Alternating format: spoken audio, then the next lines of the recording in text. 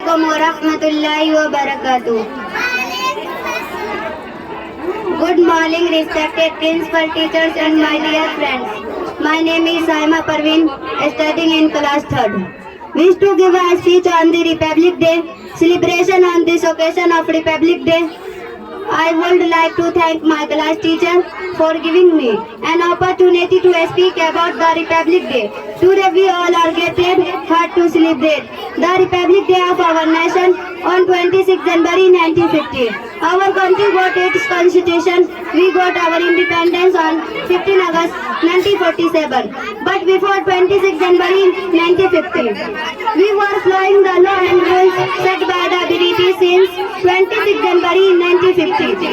We have our own rules and law that are implemented to all the Indians.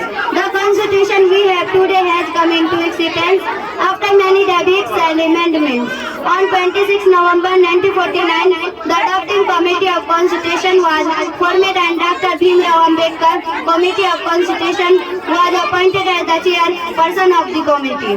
After a debate in both of houses, the constitution came into existence. We become a republic country. Republic means that the citizen of the country holds the supreme power to elect representatives.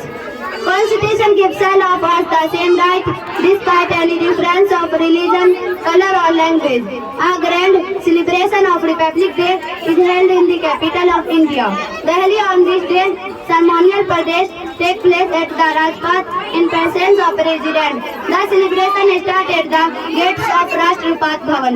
The President of India unfolds the national flag and addresses the national with Republic Day speech. The Petigas awards of the country are also given to martyrs and heroes of the armies and civilians on this day. Thank you so much. Happy Republic Day. Assalamu alaikum wa rahmatullahi wa barakatuh.